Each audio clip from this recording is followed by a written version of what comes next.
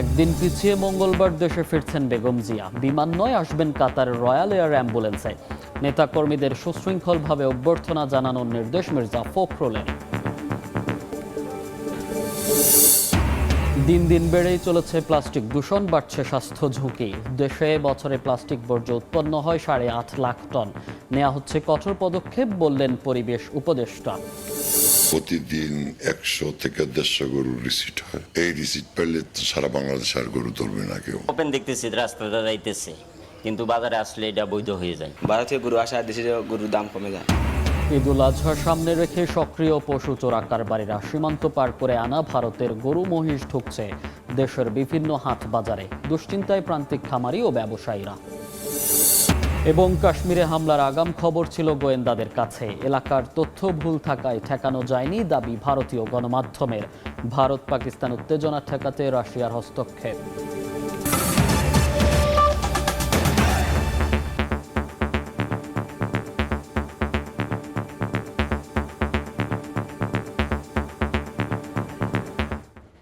সময় সংবাদের সঙ্গে আছি আমি মনির হোসাইন।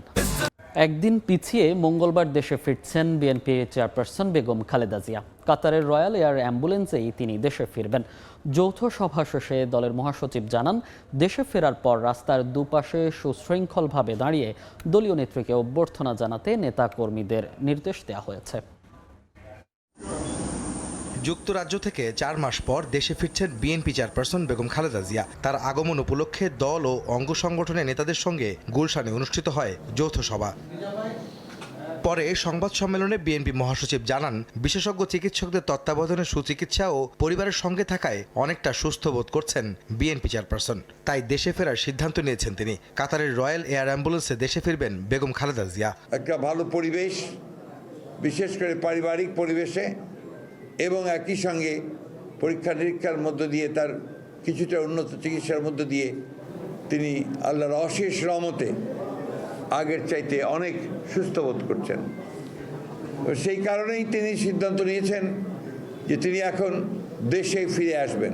দেশনেত্রী বেগম খালেদা জিয়া একটি বিশেষ বিমানে, কাতারের রয়্যাল অ্যাম্বুলেন্স, সেই অ্যাম্বুলেন্সের ফ্লাইটেই তিনি আমাদের দেশে, আমাদের মাঝে আবার ফিরে আসবেন। বিএনপি নেত্রীকে সুশৃঙ্খলভাবে অভ্যর্থনা জানাতে দলের নেতাকর্মীদের নির্দেশ দেন মির্জা ফখরুল। যানজট ও দুর্ভোগ এড়াতে ফেরার সময় বিমানবন্দর থেকে কাকলী পর্যন্ত এলিভেটেড এক্সপ্রেসওয়ে ব্যবহারে সর্বসাধারণের প্রতি আহ্বান জানান তিনি। নেতাকর্মীদের কাছে আমাদের আবেদন থাকবে, শৃঙ্খলা সহকারে রাস্তার দুই ধারে কোনো যানজট সৃষ্টি না করে তারা তাদের নেত্রীকে, এই মহান নেত্রীকে তারা অভ্যর্থনা জানাবেন। জনগণের কাছে আমাদের আহ্বান থাকবে, বিমানবন্দর থেকে কাকলী পর্যন্ত সেই জায়গাটা যেন তারা মেইন নিচে যে রাস্তা আছে সেটাকে অ্যাভয়েড করে তারা এলিভেটেড এক্সপ্রেসওয়েটাকে যেন নেওয়ার ব্যবস্থা করে। বেগম খালেদা জিয়ার সঙ্গে তার 2 পুত্রবধূ দেশে আসছেন বলে জানান বিএনপি মহাসচিব। এরকম নারী নেত্রী। আহমেদ সালেহীন, সময় সংবাদ, ঢাকা। নারী সংস্কার কমিশনের বিতর্কিত ও সাংঘর্ষিক বিষয়ে পর্যালোচনায় বিশেষজ্ঞ কমিটি গঠনের নির্দেশনা চেয়ে হাইকোর্টে রিট হয়েছে। হাইকোর্টের এক আইনজীবী সংশ্লিষ্ট শাখায় রিটটি দায়ের করেন। একই সঙ্গে রিট নিষ্পত্তি না হওয়া পর্যন্ত নারী সংস্কার কমিশনের সুপারিশ বাস্তবায়ন না করার নির্দেশনা চাওয়া হয়েছে। এছাড়া নারী সংস্কার কমিশনের 3, 4, 6, 10, 11 ও 12 নম্বর সুপারিশ ইসলামী আইন, জনগণের অনুভূতিতে আঘাত এবং সংবিধানের সঙ্গে সাংঘর্ষিক দাবি করে বাতিল চাওয়া হয়েছে।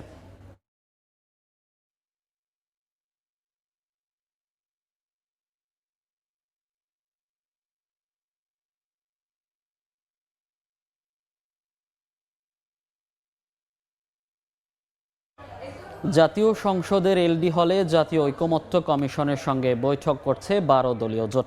এই মুহূর্তে সংসদ ভবন এলাকায় আছেন সহকর্মী ফারুক ভূঁইয়া রবিন। সরাসরি যাচ্ছি তার কাছে।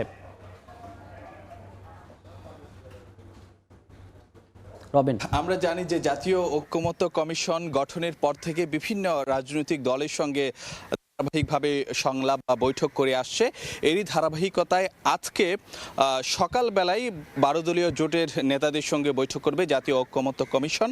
এর বাইরেও বিকেলে বাংলাদেশের সমাজতান্ত্রিক দল বাসদের নেতাদের সঙ্গে বৈঠকে বসার কথা রয়েছে।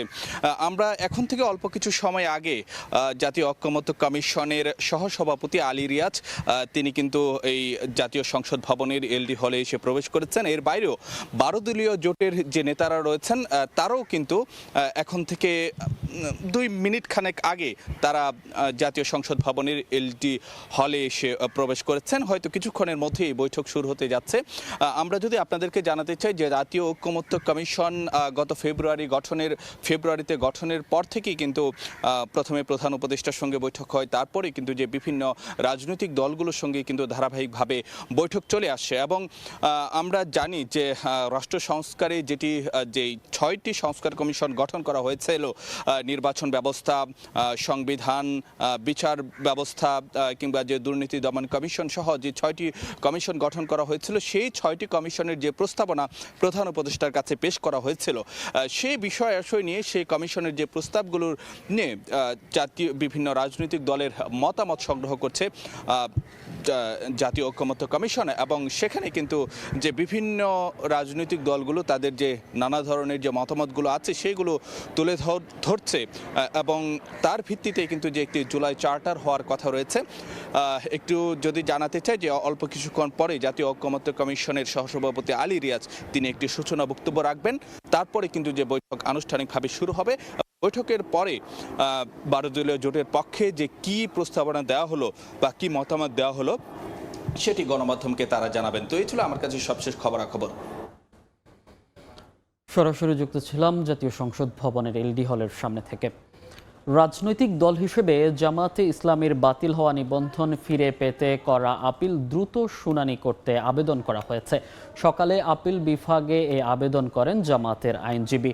এ সময় তিনি আপিল বিভাগকে বলেন, এই মামলাটির শুনানি শুরু হয়েছিল আগেই, কিন্তু হুট করেই তা বন্ধ হয়ে যায়। গত 22 অক্টোবর রাজনৈতিক দল হিসেবে জামাতে ইসলামীর বাতিল হওয়া নিবন্ধন ফিরে পেতে খারিজ হওয়া আপিল পুনরুজ্জীবিত করে আদেশ দেন আপিল বিভাগ। এর ফলে নিবন্ধন ও দলীয় প্রতীক দাঁড়িপাল্লা ফিরে পেতে জামাতের আইনি লড়াই করার পথ খুলে যায়। এক রিট আবেদন নিষ্পত্তি করে 2013 সালের 1 আগস্ট জামাতে ইসলামীর নিবন্ধন বাতিল ও অবৈধ ঘোষণা করে রায় দেয় হাইকোর্ট। এরপর 2018 সালের 7 ডিসেম্বর জামাতে ইসলামীর নিবন্ধন বাতিল করে প্রজ্ঞাপন জারি করে নির্বাচন কমিশন। সময় সংবাদে আরও থাকছে, আলু সংরক্ষণে কোটা পদ্ধতি, হিমাগারে জায়গা পাচ্ছেন না স্থানীয় কৃষকরাই, ফড়িয়া ও ব্যবসায়ীদের যোগসাজশে হয়ে যায় আগাম বুকিং, মুন্সিগঞ্জে ফসল নষ্ট হওয়ার শঙ্কা।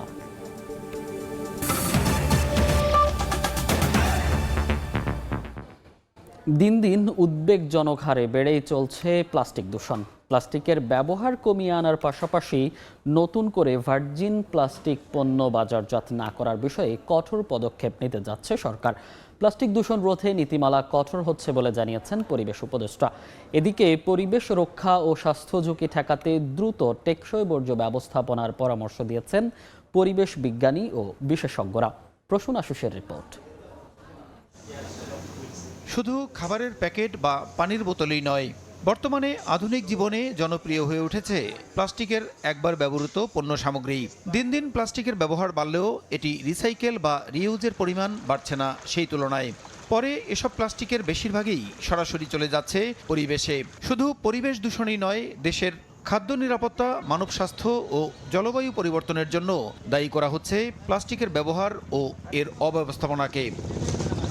সরকারি তথ্য বলছে, দেশে বছরে প্রায় 8.5 লাখ টন প্লাস্টিক বর্জ্য উৎপন্ন হয়, যার 40% পুনর্ব্যবহার হলেও বাকিটা মিশছে পরিবেশে।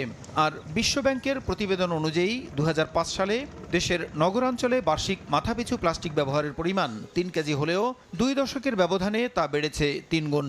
রাজধানী ঢাকায় সেই চিত্র ভয়াবহ, কেননা এখানে বর্তমানে মাথাপিছু প্লাস্টিক ব্যবহারের পরিমাণ প্রায় 24 কেজি। এছাড়া নিষিদ্ধ করা হলেও কার্যকর প্রয়োগের অভাব এবং সহজলভ্য হওয়ায় পলিথিন ব্যবহার করছে দেশের প্রায় 61% মানুষ। বর্জ্য ব্যবস্থাপনা না করার ফলে আমার পরিবেশ দূষণ হচ্ছে, আমার স্বাস্থ্য ঝুঁকি বাড়ছে, প্রতিদিন প্লাস্টিক ওয়েস্ট বাড়ছে। টোটাল ওয়েস্ট জেনারেশন ঢাকা শহরে যেটা হয় তার প্রায় 20% হচ্ছে প্লাস্টিক ম্যাটেরিয়াল এবং এর মধ্যে 80-85 ভাগই হচ্ছে ওয়ান টাইম প্লাস্টিক। এয়ারে প্লাস্টিক পলিউশন দেখি, পানি সারফেস ওয়াটারে দেখি, সেডিমেন্টে দেখি, মাইক্রোপ্লাস্টিকটা খাদ্য শৃঙ্খলের বিভিন্ন ধাপ থেকে আমরা অর্গানিজম নিয়ে দেখলাম যে প্রতিটার মধ্যেই অ্যাকুমুলেশন হচ্ছে। স্বাস্থ্য ঝুঁকি ঠেকাতে এখন এই প্লাস্টিক বর্জ্যের টেকসই ব্যবস্থাপনা দেশের জন্য জরুরি বলছেন বিশেষজ্ঞরা। শুধুমাত্র একটা আমি আইন করে বন্ধ করার চেষ্টা করছি, সাথে সাথে আমার মনে হয় যে এডুকেশন প্রোগ্রাম, সচেতনতামূলক প্রোগ্রামগুলো আমার আরও বাড়ানো উচিত। বিভিন্ন এজ গ্রুপের বিকল্পকে আরও বেশি প্রমোট করতে হবে। ঢাকা শহরে আমরা যদি দেখি প্রতিদিন যেভাবে ওয়েস্ট ম্যানেজমেন্ট হচ্ছে, এটা কোনো সভ্য দেশে হয় না। ব্যবস্থাপনার সঙ্গে জনগণকে যদি আপনি সম্পৃক্ত না করেন, কমিউনিটিকে যদি সম্পৃক্ত না করেন, এই ব্যবস্থাপনায় যতই অর্থ ঢালেন কোনো ফল পাওয়া যাবে না। যে জিনিসটা আমি রিসাইকেল করতে পারবো না, যে জিনিসটা আমার জন্য ক্ষতির কারণ হবে, সেটাকে আমাকে রিফিউজ করতে হবে। এমন বাস্তবতায় পরিবেশ উপদেষ্টা জানালেন, প্লাস্টিক দূষণ রোধে কঠোর হচ্ছে নীতিমালা। একবার ব্যবহৃত প্লাস্টিক পণ্য ব্যবহারে নিরুৎসাহিত করার পাশাপাশি বর্জ্য ব্যবস্থাপনায় থাকছে কড়া নির্দেশনা। কোনো বর্জ্যই ঠিক মতন ব্যবস্থাপনা করতে পারি না, কিন্তু মিউনিসিপ্যাল বর্জ্য পচনশীল হওয়াতে এইটা নিয়ে দীর্ঘমেয়াদী কোনো নেতিবাচক প্রভাবের মধ্যে আমাদেরকে যেতে হয় না। প্লাস্টিক নিয়ে যেতে হয় যে আমরা নতুন করে ভার্জিন প্লাস্টিক আর বাজারে দিতে চাই না। সিঙ্গেল ইউজ প্লাস্টিক আমরা নিষিদ্ধ করছি না, আমরা ডিসকারেজ করছি। প্রথমে করছি সরকারি পর্যায়ে, তারপরে আমরা বেসরকারি পর্যায়ে নীতিমালাটা চূড়ান্ত হয়েছে, যার প্লাস্টিক বর্জ্য সিঙ্গেল ইউজ প্লাস্টিক সেটাকে কালেক্ট করে নিয়ে ব্যবস্থাপনা করবে। পরিবেশ দূষণ ঠেকাতে অভিযান অব্যাহত রাখার কথাও জানিয়েছেন পরিবেশ উপদেষ্টা। প্রসূন আশিস, সময় সংবাদ, ঢাকা। ফায়ার সার্ভিসের 4 ঘন্টার চেষ্টায় নিয়ন্ত্রণে এসেছে রাজধানীর পুরানা পল্টনের সাব্বির টাওয়ারের আগুন। ফায়ার সার্ভিস জানিয়েছে বহুতল ভবনটিতে ছিল না পর্যাপ্ত অগ্নি নিরাপত্তা ব্যবস্থা। তাৎক্ষণিকভাবে জানা যায়নি ক্ষয়ক্ষতির পরিমাণও। নিয়ম অনুযায়ী বহুতল ভবনের ছাদ থাকবে উন্মুক্ত। অগ্নি দুর্ঘটনায় ছাদ থেকেই চলবে উদ্ধার কাজ, কিন্তু সেই ছাদেই আগুন।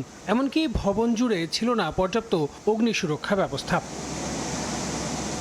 রাজধানীর পুরানা পল্টনে এই 11তলা ভবনের ছাদে অবৈধভাবে তৈরি টিনশেড গোডাউনের আগুন নিয়ন্ত্রণে কাজ করে ফায়ার সার্ভিসের 7টি ইউনিট। তাদের 4 ঘন্টার চেষ্টায় সেই আগুন নিয়ন্ত্রণে আসে, তবে তাৎক্ষণিকভাবে অগ্নিকাণ্ডের কারণ ও ক্ষয়ক্ষতির পরিমাণ জানা সম্ভব হয়নি।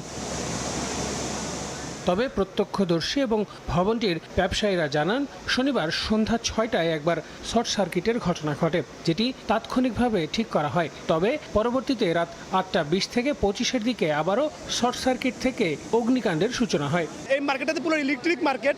এই ইলেকট্রিক মার্কেটের মারামারিতে গোডাউন থাকে, উপরে 7তলা যত উপরে গোডাউনগুলো রাখা থাকে, ওইখান থেকে সম্ভবত আগুনটা লাগছে। অনেক ধোঁয়া দেখা গেছে, অনেক আগুন দেখা যায় না, খালি ধোঁয়া দেখা যাচ্ছে, অনেক ধোঁয়া, অনেক খুব শর্ট সার্কিটে লাগছে। টিন কেটে দেয়াল ভেঙে ভেতরে প্রবেশ করেন ফায়ার ফাইটাররা। আশেপাশের ভবনগুলোর রিজার্ভার থেকে পানি নিয়েও আগুন নেভাতে বেগ পেতে হয়েছে ফায়ার সার্ভিসকে।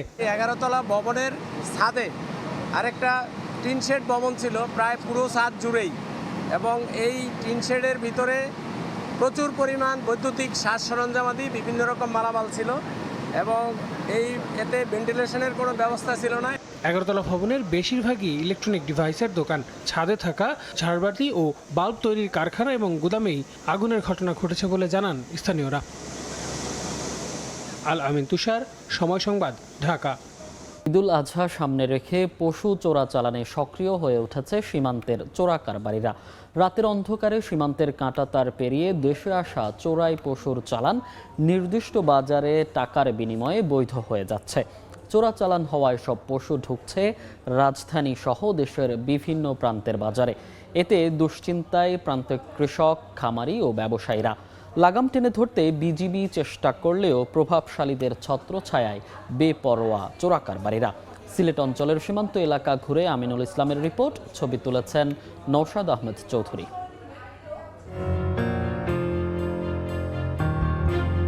রাতে সবাই যখন ঘুমিয়ে ঠিক তখনই যেন দিনের শুরু পশু চোরা কারবারিদের। ভারত সীমান্তের কাঁটাতার পেরিয়ে গরু, মহিষ সহ নানা ধরনের পশুর চালান নির্দিষ্ট এলাকা পর্যন্ত পৌঁছে দিতে পারলেই মিলে পারিশ্রমিক। সীমান্তরক্ষীদের চোখ ফাঁকি দিতে নানা কৌশলে এসব চোরা কারবারিরা সিলেট অঞ্চলের বিভিন্ন সীমান্ত দিয়ে বছরের পর বছর করছে ব্যবসা।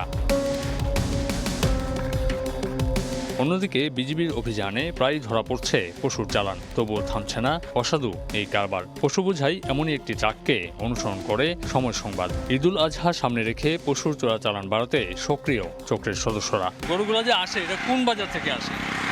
বুগলা বাজার। এখন হরিপুরে এদিকে হালকা আসে, আর এদিকে ছাতকের ওদিকে কিছুটা হালকা হালকা আসে। সুনামগঞ্জের দোয়ারাবাজার উপজেলার ভারত ঘেঁষা বুগলা বাজারে সময় সংবাদ। বিভিন্ন ফার্মের নাম দিয়ে বাজারে রয়েছে পশু রাখার অস্থায়ী ঘর। অভিযোগ আছে এখানেই মিলে ভারতীয় গরু মহিষের দেশি ছাড়পত্র। তো আমরা ওপেন দেখতেছি, রাস্তাটা যাইতেছে, কিন্তু বাজারে আসলে এটা বৈধ হয়ে যায়। প্রতিদিন 100 থেকে 150 গরুর রিসিট হয়। এই রিসিট পেলে তো সারা বাংলাদেশ আর গরু ধরবে না কেউ। বাজারে ভারতীয় পশু ঢুকে পড়ায় দুশ্চিন্তায় প্রান্তিক কৃষক, খামারি ও ব্যবসায়ীরা। ভারতীয় গরু আসা দেশে গরুর দাম কমে যায়। যেগুলো বিক্রি 1 লাখ, বিঘে 60,000, 70,000, 80,000। অবশ্য চোরাকারবারিদের ঠেকাতে নিয়মিত অভিযান চলছে বলে জানায় আইন শৃঙ্খলা বাহিনী। চেকপোস্টের সংখ্যা বৃদ্ধি করেছি যাতে কোনো চোরাচালান এই এলাকা দিয়ে না হয়। যারা চোরাকারবারিদের, ছোট ছোট চোরাকারবারিদের মদত দেয়, তাদেরকে আসলে আইডেন্টিফাই করাটা ডিফিকাল্ট, বাট আমরা চেষ্টা চালিয়ে যাচ্ছি। সিলেটের জৈন্তাপুর, কানাইঘাট, বিছানাকান্দি, প্রতাপপুর, সুনামগঞ্জের দোয়ারাবাজার সহ বেশ কিছু সীমান্ত এলাকা হয়ে পশু চোরাচালানের অভিযোগ দীর্ঘদিনের। ঈদকে কেন্দ্র করে সীমান্তে চোরাচালানকারীরা সক্রিয় হয়ে উঠলেও প্রশাসনের নজরদারি থাকলে তা অনেকাংশেই কমে আসবে বলে মনে করেন সুধীজনরা। আমিনুল ইসলাম, সময় সংবাদ, সিলেট। দীর্ঘদিন বন্ধ থাকার পর খুলনা প্রকৌশল ও প্রযুক্তি বিশ্ববিদ্যালয়ে ক্লাস শুরু হওয়ার কথা আজ। তবে শিক্ষক লাঞ্ছিতের ঘটনায় জড়িত শিক্ষার্থীদের বিচার না হওয়া পর্যন্ত ক্লাসে ফিরবেন না বলে জানিয়েছে শিক্ষক সমিতি। এ বিষয়ে বিস্তারিত জানাতে বিশ্ববিদ্যালয়ে আছেন সহকর্মী তানজিম আহমেদ। সরাসরি যাচ্ছি তার কাছে। তানজিম, চলতি বছর ঘটনাবহুল কুয়েট ক্যাম্পাসে ঘটনা পিছু ছাড়ছে না। শিক্ষার্থীদের আন্দোলনের পরে যে আজকে 4 তারিখ সিন্ডিকেট সভার সিদ্ধান্ত অনুযায়ী ক্লাস শুরু হওয়ার কথা ছিল, সেটি আসলে শিক্ষকদের অনড় অবস্থানের কারণে শুরু হয়নি। অর্থাৎ সকাল 9টা থেকে শ্রেণীকক্ষগুলোতে শিক্ষার্থীদের পদচারণায় মুখর হওয়ার কথা ছিল, তবে চিত্র দৃশ্যপট বলছে সম্পূর্ণ ভিন্ন কথা। অর্থাৎ গত 18 ফেব্রুয়ারি যে শিক্ষকরা লাঞ্ছিত হয়েছিলেন বলেছেন কিছু শিক্ষার্থীদের দ্বারা, তারা মারধরের শিকার হয়েছিলেন, তাদের আসলে লাঞ্ছিতকারীদের চিহ্নিত এবং জড়িতদের বিচারের আওতায় না আনার আগ পর্যন্ত শিক্ষকরা ক্লাসে ফিরবেন না বলে তাদের অনড় অবস্থানের কথা জানিয়েছেন। এই বিষয়টি আসলে গত শুক্রবার, শনিবার বিশ্ববিদ্যালয়ের নতুন অন্তর্বর্তীকালীন যে উপাচার্য তিনি নিয়োগ পাওয়ার পরে তিনি আসলে কথা বলেছেন শিক্ষকদের সাথে। তবে আজকে রবিবার সকাল থেকে আসলে বৈঠক চলছে, তবে শিক্ষার্থীরা অনড় অবস্থানের কথা জানিয়েছেন। অর্থাৎ আমরা যদি একটু শ্রেণীকক্ষগুলো দেখাতে চাই, যে শ্রেণীকক্ষগুলো আসলে শিক্ষার্থীদের থাকার কথা ছিল সেগুলো আসলে এখন শুনশান নীরবতা এবং শ্রেণীকক্ষগুলো ফাঁকা রয়েছে এবং শিক্ষার্থীরাও আসলে আসেননি। 2-1 জন শিক্ষার্থী কোনো বিভাগে আসলে এসে ঘুরে গেছেন, তারা ঘুরে দেখছেন।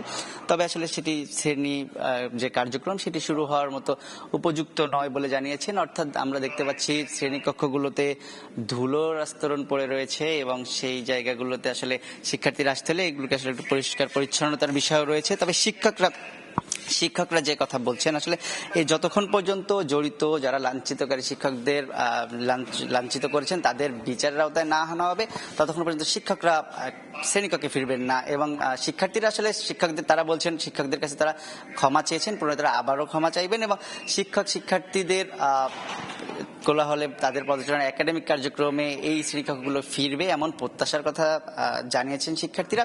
তবে তার জন্য আসলে উপযুক্ত পরিবেশ এবং সমাধান দরকার। তো কুয়েট ক্যাম্পাস থেকে শিক্ষকদের যে ক্লাসে না ফেরার কারণের কথা বলেছেন, আমার কাছেই ছিল সর্বশেষ। সরাসরি যুক্ত ছিলাম খুলনা থেকে। সময় সংবাদ। আলু সংরক্ষণে কোটা পদ্ধতির কারণে মুন্সিগঞ্জে হিমাগারে জায়গা পাচ্ছেন না স্থানীয় কৃষকরা। ফসল নষ্ট হওয়ার শঙ্কায় তারা। জেলায় দেরিতে আলুর ফলনের সুযোগে ফড়িয়া ও ব্যবসায়ীদের যোগসাজশে আগাম বুক হয়ে যায় হিমাগার। স্থানীয় কৃষকদের অগ্রাধিকার ভিত্তিতে হিমাগারে আলু রাখার সুযোগের পরামর্শ কৃষি অর্থনীতিবিদদের। শরীফ রুবেলের ছবিতে মুন্সিগঞ্জ ঘুরে এসে বিস্তারিত জানাচ্ছেন সাইফুল ইসলাম। 2 বিঘা জমিতে 170 মণ আলু উৎপাদন করেন মুন্সিগঞ্জ সদরের কৃষক শাহ আলম। একদিকে আলুর দরপতন, অন্যদিকে হিমাগারে জায়গা না পেয়ে সংরক্ষণ করছেন নিজ বাড়ির আঙিনায়। এতে ফসল নষ্ট হওয়ার শঙ্কা আছে। আমার মুন্সিগঞ্জের যা কোল্ড স্টোর আছে সবগুলি ফিল আপ হয়ে গেছে। ফিল আপ হয়ে যাওয়াতে এখন আমরা পরে আর আলু কোনো জায়গায় নিলে আমাকে আলু রাখে না। অন্যান্য জেলার তুলনায় মুন্সিগঞ্জে দেরিতে হয় আলুর ফলন। এই সুযোগে স্থানীয় ফরিয়া ও ব্যবসায়ীরা কোটা পদ্ধতির মাধ্যমে আগাম বুকিং দিয়ে উত্তরবঙ্গের আলু এনে সংরক্ষণ করেন, ফলে বিপাকে জেলার আলু চাষিরা।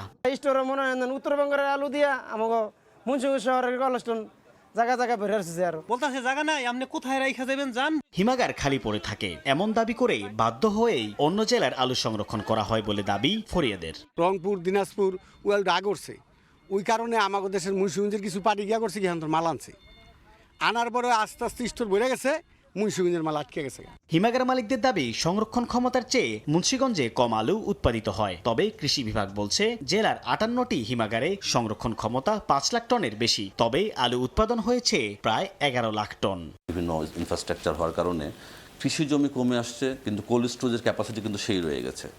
তো ওই পরিমাণ আলু এখন মুন্সিগঞ্জের উৎপন্ন হচ্ছে না, মুন্সিগঞ্জের কোল্ড স্টোরেজগুলো ভরা সম্ভব হচ্ছে না, তখন তারা নর্থব্রাউন থেকে আলু কিনে আনে মুন্সিগঞ্জের কোল্ড স্টোরেজে রাখার। স্থানীয় কৃষকদের অগ্রাধিকার ভিত্তিতে আলু সংরক্ষণের সুযোগ রাখার আহ্বান কৃষি অর্থনীতিবিদদের। যেখানে কোল্ড স্টোরেজ আছে সেখানে স্থানীয়ভাবে কৃষকরা যারা আলু সংরক্ষণ করতে চায় তাদেরই অগ্রাধিকার থাকবে, অন্যকে দেওয়ার মতো সুযোগ থাকে, তাহলে অন্যান্য এলাকার কৃষকদেরকে এখানে আলু সংরক্ষণের সুযোগ দেওয়া যেতে পারে। হিমাগারে জায়গা না পেয়ে অনেক কৃষক মডেল ঘরেও আলু সংরক্ষণ করছেন। ঢাকার পার্শ্ববর্তী জেলা মুন্সিগঞ্জ হওয়ায় অনেক ব্যবসায়ী মৌসুম শেষ হওয়ার আগেই হিমাগারে আলু সংরক্ষণ করেন, এতে বিপাকে পড়েন স্থানীয় কৃষকরা। তারা বলছেন রাজধানীতে দূরত্ব কম থাকায় কম খরচে রাজধানীতে প্রেরণ করার পরে দাম নেওয়া হয় 2 থেকে 3 গুণ, আর সেই ব্যয় যায় ভোক্তার পকেট থেকে। সাইফুল ইসলাম, সময় সংবাদ, মুন্সিগঞ্জ। দেখছেন সময় সংবাদ। দেশের বাইরের খবর। জম্মু কাশ্মীরের পেহেলগামে পর্যটকদের ওপর সন্ত্রাসী হামলার আগাম খবর গোয়েন্দাদের কাছে ছিল, তবে এলাকা ভুল হওয়ায় হামলা ঠেকানো যায়নি বলে জানিয়েছে ভারতীয় গণমাধ্যম। গোয়েন্দা সংস্থাগুলোর মতে হামলার সময় 2টি বিদেশি ও 2টি স্থানীয় সন্ত্রাসী গোষ্ঠী জড়িত ছিল। পাকিস্তানের বিরুদ্ধে ষড়যন্ত্র করার জন্য ভারতের প্রধানমন্ত্রী মোদীকে দোষারোপ করলেন পাকিস্তান প্রধানমন্ত্রীর উপদেষ্টা রানা সানাউল্লাহ। এদিকে ভারত পাকিস্তান উত্তেজনা ঠেকাতে কূটনৈতিক হস্তক্ষেপ শুরু করেছে রাশিয়া। কাশ্মীরের পেহেলগামে পর্যটকদের ওপর হামলার পর থেকেই থমথমে ভারত পাকিস্তান রাজনৈতিক পরিস্থিতি। এমন উত্তপ্ত পরিস্থিতির মধ্যেই এই হামলাকে ঘিরে সামনে এসেছে এক চাঞ্চল্যকর তথ্য। ভারতীয় গণমাধ্যম দ্য হিন্দুস্তান টাইমসের তথ্য মতে পেহেলগামে হামলার আগেই এই সম্ভাব্য হামলার বার্তা পৌঁছেছিল স্থানীয় নিরাপত্তা বাহিনীর কাছে। তবে সেই গোয়েন্দা বার্তায় ভারতের প্রধানমন্ত্রী নরেন্দ্র মোদী নির্ধারিত সফরের সময়কে ঘিরে হামলার স্থান হিসেবে উল্লেখ ছিল শ্রীনগরের আশেপাশের এলাকা। এই গোয়েন্দা ত্রুটির দায়ভার ঘিরে প্রশ্নের মুখে স্থানীয় প্রশাসন। যদিও পুলিশ ও সেনাবাহিনী আগাম সতর্ক ছিল, তবে গোয়েন্দা প্রতিবেদনে স্পষ্টভাবে পেহেলগামের নাম ছিল না। প্রতিবেদনে আরও জানানো হয় হামলার পর থেকে জঙ্গিরা স্থানীয় এলাকায় লুকিয়ে রয়েছে বলে আশঙ্কা করছে স্থানীয় নিরাপত্তা বাহিনী। গোয়েন্দা সংস্থাগুলোর মতে হামলার সময় 2টি বিদেশি ও 2টি স্থানীয় সন্ত্রাসী গোষ্ঠী জড়িত ছিল। এদিকে পেহেলগামে পর্যটক হত্যার পর পাক ভারত উত্তেজনা নিয়ে ক্ষোভ জানিয়েছেন পাকিস্তানের প্রধানমন্ত্রীর উপদেষ্টা রানা সানাউল্লাহ। পাকিস্তানের বিরুদ্ধে ষড়যন্ত্র, অর্থনৈতিক ধ্বংস এবং কাশ্মীরে নিপীড়ন বৃদ্ধির জন্য ভারতের প্রধানমন্ত্রী তীব্র নিন্দা জানিয়েছেন তিনি। এই উত্তপ্ত পরিস্থিতিতে হস্তক্ষেপ করেছে রাশিয়া। ভারতের পররাষ্ট্রমন্ত্রী জয়শঙ্করের সঙ্গে ফোনে কথা বলেন রুশ পররাষ্ট্রমন্ত্রী সের্গেই ল্যাভরভ। শান্তিপূর্ণ সংলাপের মাধ্যমে সমস্যা মেটাতে সিমলা চুক্তি ও লাহোর ঘোষণার আওতায় আলোচনা চালানোর আহ্বান জানিয়েছে মস্কো। মালিহা সুহরওয়ার্দী, সময় সংবাদ। আসন্ন হজ মৌসুমে মক্কায় হজ যাত্রীদের জন্য আবাসন সুবিধা বাড়িয়েছে সৌদি কর্তৃপক্ষ। এবার প্রায় 18 লাখ হজ যাত্রীকে সেবা দিতে প্রস্তুত পবিত্র নগরী। বিদেশি হজ যাত্রীদের স্বাচ্ছন্দ্য ও নিরাপত্তা নিশ্চিতে সর্বোচ্চ মানদণ্ড মেনে তৈরি করা হয়েছে এসব ভবন। সৌদি থেকে বিস্তারিত জানাচ্ছেন আরিফুর রহমান। চলতি বছরের হজ মৌসুম ঘিরে মক্কায় আবাসন সক্ষমতা বৃদ্ধি করেছে সৌদি কর্তৃপক্ষ। এবার প্রায় 18 লাখ হজযাত্রীকে সেবা দেওয়ার লক্ষ্যে এ পর্যন্ত 3161টি ভবনকে লাইসেন্স দিয়েছে মক্কার মেয়র অফিস, যেখানে 4,29,000-এর বেশি কক্ষ প্রস্তুত। হজযাত্রীদের স্বাচ্ছন্দ্য ও নিরাপত্তা নিশ্চিতে সর্বোচ্চ মানদণ্ড মেনে তৈরি করা হয়েছে এসব ভবন। বিভিন্ন দেশ থেকে এরই মধ্যে সৌদি আরবে পৌঁছাতে শুরু করেছেন প্রথম দফার হজ যাত্রীরা। হজ ব্যবস্থাপনা সুষ্ঠু করতে 29 এপ্রিলের পর মক্কায় হজ যাত্রী ছাড়া সাধারণের প্রবেশ নিষিদ্ধ করেছে কর্তৃপক্ষ। সেই সঙ্গে ওমরাহ পালনের জন্য আগত বিদেশি নাগরিকদেরও ওই দিনের মধ্যে সৌদি আরব ছাড়তে হয়েছে। নির্ধারিত সময়ের পরে কেউ অবস্থান করলে আইনি ব্যবস্থা নেওয়া হবে বলে জানিয়েছে সৌদি কর্তৃপক্ষ। গত বছর হজ পালন করেন প্রায় 18 লাখ মানুষ, এর মধ্যে 16 লাখই ছিলেন বিদেশি। এবছর বাংলাদেশ থেকে হজ পালন করবেন 87,100 জন। আরিফুর রহমান, সময় সংবাদ, সৌদি আরব। এ পর্যায়ে শীর্ষ সংবাদগুলো জানিয়ে দিচ্ছি আরেকবার। একদিন পিছিয়ে মঙ্গলবার দেশে ফিরছেন বেগম জিয়া। বিমান নয়, আসবেন কাতারের রয়্যাল এয়ার অ্যাম্বুলেন্সে। নেতাকর্মীদের সুশৃঙ্খলভাবে অভ্যর্থনা জানানোর নির্দেশ মির্জা ফখরুলের। দিন দিন বেড়েই চলেছে প্লাস্টিক দূষণ, বাড়ছে স্বাস্থ্য ঝুঁকি। দেশে বছরে প্লাস্টিক বর্জ্য উৎপন্ন হয় 8.5 লাখ টন। নেওয়া হচ্ছে কঠোর পদক্ষেপ, বললেন পরিবেশ উপদেষ্টা। প্রতিদিন 100 থেকে 150 গরুর রিসিট হয়। এই রিসিট পেলে তো সারা বাংলাদেশ আর গরু তুলবে না কেউ। ওপেন দেখতেছি রাস্তাটা যাইতেছে, কিন্তু বাজারে আসলে এটা বৈধ হয়ে যায়। বাইরে থেকে গরু আসা দেশে গরুর দাম কমে যায়। ঈদুল আজহা সামনে রেখে সক্রিয় পশু চোরা কারবারিরা। সীমান্ত পার করে আনা ভারতের গরু মহিষ ঢুকছে দেশের বিভিন্ন হাট বাজারে। দুশ্চিন্তায় প্রান্তিক খামারি ও ব্যবসায়ীরা।